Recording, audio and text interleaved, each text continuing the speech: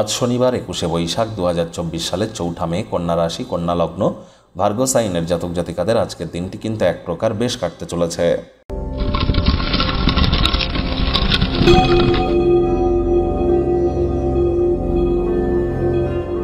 ভিডিওটি শুরুতেই আপনাদের সকলকে রাজযোগ চ্যানেলের তরফ থেকে রইল বরুথিনী একাদশীর হার্দিক শুভেচ্ছা ও অভিনন্দন।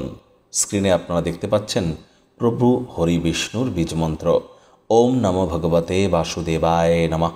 এটি 108 বার জপ করুন আজ সকাল দুপুর সন্ধ্যা 3 বেলা। আর যারা একাদশীর মহান এই ব্রত পালন করছেন তাদের কিন্তু রাত্রি জাগরণ করতে হয়, বিষ্ণু সহস্রনাম জপ করতে হয়, মাটিতে শয়ন করতে হয় বা ফ্লোরে শয়ন করতে হয়, বিছানাতে কিন্তু শুতে নেই।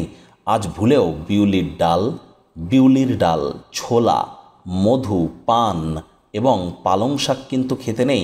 এগুলি কিন্তু অবশ্যই মাথায় রাখবেন। আর যারা ভগবান শ্রীকৃষ্ণের ভক্ত আছেন তারা বলুন, হে কৃষ্ণ করুণা সিন্ধু দীনবন্ধু জগতপতে গোপেশ গোপিকাকান্ত রাধাকান্ত নমস্তুতে। ভাগ্য মিটার আজ আপনাদের বলছে 8 আউট অফ 10 ভাগ্য আপনাদের অনুকূলেই থাকবে। তবে স্বাস্থ্য, প্রেম, দাম্পত্য এই কয়েকটি ব্যাপারে আপনাদেরকে একটু সাবধানতা অবলম্বন করেই চলতে হবে। পর সমালোচনা, পরচর্চা, পরনিন্দা, রাগ, বিদ্বেষ, হিংসা, ঘৃণা, অহংকার এই ধরনের নেতিবাচক অনুভূতির আশ্রয় যেন নেবেন না।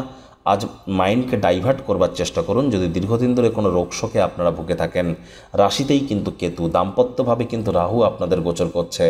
অবশ্যই পারলে কিন্তু যখন এনি টাইম আপনারা জ্যোতিষতাত্ত্বিক পরামর্শ গ্রহণ করুন, আপনাদের ক্ষেত্রে অত্যন্ত জরুরি।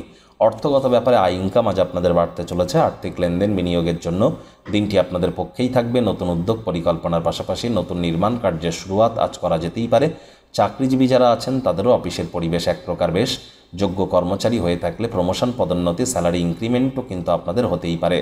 রাজনীতিবিদ যারা আছেন জনসংযোগ বৃদ্ধি করুন, সমাজে পপুলারিটিও ইনক্রিজ করবে। অভাবেই কোনো ব্যক্তিবর্গকে অর্থ ধার দিয়ে মানসিক শান্তি পাবেন।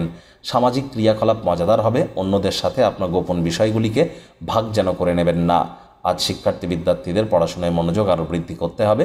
উচ্চশিক্ষার জন্য যারা বিদেশ যাত্রার কথা ভাবছিলেন, ভাগ্যদেবী আজ আপনাদের পক্ষে নেই। আজ আপনাদের সন্তান সন্ততি থেকে থাকলে তাদের দিকে কঠোর সজাগ দৃষ্টি বজায় রাখুন।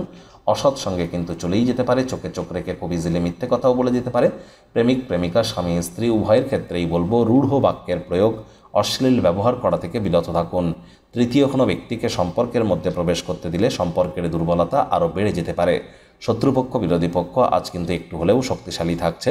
পরিবার, পরিজন, নিকটে স্থানীয় ব্যক্তিবর্গ, বন্ধু স্বজন সকলের সাথেই ভাব ভালোবাসা আজ কিন্তু বৃদ্ধি পাবে।